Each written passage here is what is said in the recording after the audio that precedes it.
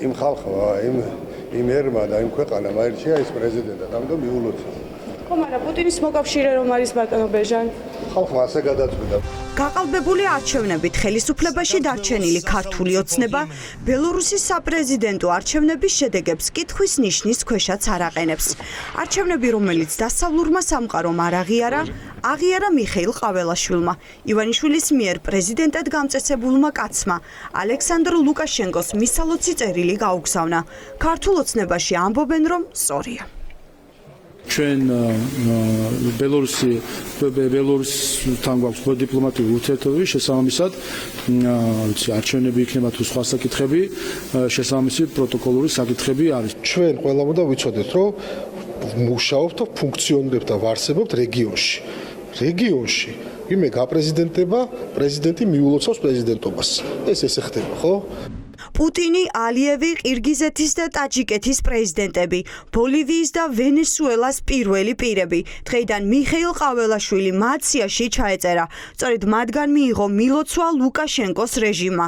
არც ამერიკის შეერთებულ შტატებს, არც დიდ ბრიტანეთს და არც ევროკავშირს ბელორუსის არჩევნების ლეგიტიმურობა არ უღიარებია. ყველა კანდიდატი, ვინც ამ არჩევნებში ლუკაშენკოს კონკურენტი უნდა ყოფილიყო, ან დაიჭირეს, ან ქვეყნიდან გაიქცა. როგორც ლუკაშენკო, ისე ყაველაშვილი ერთი და იგივე ძალების მიერ მხარდაჭერილი ძალებია. ორივე მხოლოდ იმის ხარჯზე ინარჩუნებენ ძალაუფლებას, დე-ფაქტო ძალაუფლებას, რომ ისინი იმართებიან მოსკოვიდან, იმართებიან კრემლიდან. ბელორუსი ივანიშვილის რეჟიმისთვის მისაბაძი საპროტესტო აქციების დარბევის დროს გახდა. მაშინ გამომძიებელმა ჟურნალისტებმა მოიპოვეს მტკიცებულებები, რომელიც ხარებას ომონის მიერ ხალხის ბელორუსის ომონის მეთოდებით დარბევას ადასტურებდა. მათ შორის ბელორუსელი ინსტრუქტორების მიერ იყო ივანიშვილის რეჟიმისთვის გაზიარებული ინფორმაცია წამების მანქანების შესახებ. დაზიანების ხარისხიც კი, რომელიც დარბეულ მომიტინგეებს ჰქონდათ, ერთ-ერთში ემთხვეოდა ლუკაშენკოს მიერ ხალხის წინააღმდეგ გამოყენებულ მეთოდებს. ლუკაშენკომ თავისი ელიტები გამოზარდა განსაკუთრებით ძალოვნები და მერე ძალის და რუსეთის ფაქტორის გამოყენებით შეძლო დიქტატორის დამყარება. ციხეში უზის ოპოზიციის დიდი ნაწილი გაქცეულია საზღვარგარეთ და ზუსტად ასე აკონტროლებს ქვეყანას.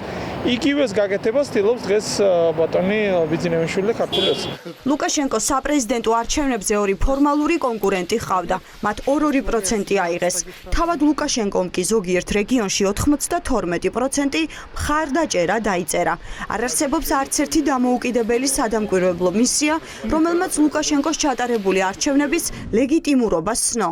ამ ფონზე კი ყაველაშვილის მილოცვა საქართველოს სახელით რუსულ ბანაკში საქართველოს გადაყვანას ნიშნავს. შევახსენებ საზოგადოებას, რომ როგორც ლუკაშენკო, ასევე ყაველაშვილი მსოფლიოს არც ერთ დემოკრატიულ სახელმწიფოს არ ყავს აღიარებული როგორც ამ ქვეყნის ლეგიტიმური ან ბელორუსის ლეგიტიმური ლიდერი. ეგრეთ წოდებული პრეზიდენტი, ეგრეთ წოდებული პრემიერ-მინისტრი და ბიძინეიშვლის განშემო შემდგარი ეს დამნაშავეთა წრე, რომელიც რა თქმა უნდა ძალიან მალე დაემშვიდობება ძალაუფლებას, ისევე როგორც დაემშვიდობება ძალაუფლებას ადრე თუ გვიან ის ადამიანები, ვისაც მან მიულოცა დემოკრატიული არჩევნების ჩატარება.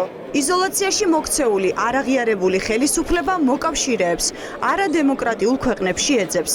მოკავშირეები ერთმანეთს არჩევნების შედეგებს ულოცავენ და ლეგიტიმაციის იმიტაციას ქმნიან.